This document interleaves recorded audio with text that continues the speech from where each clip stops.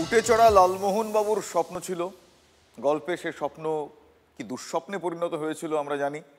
তবে পরিস্থিতি যেদিকে যাচ্ছে তাতে আমাদের পরের প্রজন্ম, নেক্সট জেনারেশন যাকে আমরা বলি, তারা আদৌ উট দেখার সুযোগ পাবে কিনা সেটা নিয়ে প্রশ্ন। কারণ ভারত থেকে উট হারিয়ে যেতে বসেছে। 1977 সালের তুলনায় দেশে উটের প্রায় 77% কমে গিয়েছে। ফলে উট বাঁচাতে বাঘের ধাঁচে প্রকল্প শুরু হচ্ছে।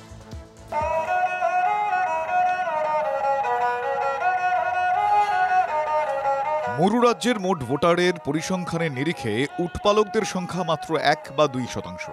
স্বাভাবিকভাবেই তাদের দাবি দাওয়াকে ধর্তব্যের মধ্যেই আনে না রাজনীতির কোনো শিবিরই। কিন্তু রাজস্থানে উটের সংখ্যা যেভাবে কমছে তাতে শুধু উটপালকদের ব্যক্তিগত জীবন জীবিকা নয়, রাজ্যের সামগ্রিক গ্রামীণ ও পর্যটন অর্থনীতির ওপর প্রভাব পড়তে চলেছে। 1980 সালে দেশে উটের সংখ্যা ছিল 10 লক্ষেরও বেশি। 2019-এর পরিসংখ্যান অনুযায়ী সেই সংখ্যাটা কমে দাঁড়ায় 2.5 লক্ষে। সূত্রের খবর, গত 5 বছরে এই সংখ্যা আরও প্রায় 1 লক্ষ কমেছে। এই পরিস্থিতির জন্য বিজেপি, কংগ্রেস দুই শিবিরের দিকেই আঙুল তুলছেন রাজস্থানের উটপালকরা। তথ্য পরিসংখ্যান বলছে, মাংসের চাহিদা মেটাতে একসময় পালে পালে উট রপ্তানি হতো মধ্যপ্রাচ্যে। উটের বয়স বাড়ার সঙ্গে সঙ্গে কর্মক্ষমতা কমতেই উট বিক্রি করে দিতেন গরিব উটপালকরা। শুধু তাই নয়, বলদের মতোই শস্য বোঝাই গাড়ি টানার জন্য পাঞ্জাব, হরিয়ানা, উত্তরপ্রদেশ, গুজরাতে চড়া দামে বিকত পুরুষ উট।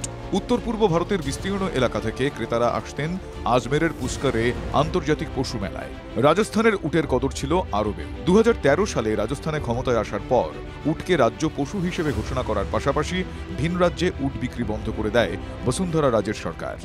এতে জৌলুস হারায় পুষ্করের পশু মেলা। চাহিদা কমার সঙ্গে সঙ্গে এক ধাক্কায় পড়তে থাকে উটের দাম। 2015-র পর থেকে অপ্রত্যাশিতভাবে কমে যায় উট বিক্রি। ভিন রাজ্যে উট বিক্রি বন্ধ হয়ে যাওয়ায় ফল হয় হিতে বিপরীত। চাহিদা কমায় উটের জন্ম নিয়ন্ত্রণ করতে শুরু করেন অর্থনৈতিকভাবে দুর্বল আদিবাসী সম্প্রদায়ের মানুষ। তার প্রভাব পড়ে স্থানীয় অর্থনীতিতে। তার উপর বুড়ো উটের খাই খরচ জোগাতে হিমশিম খেতে হয় উটপালকদের। Bureau report, TV9 Bangla.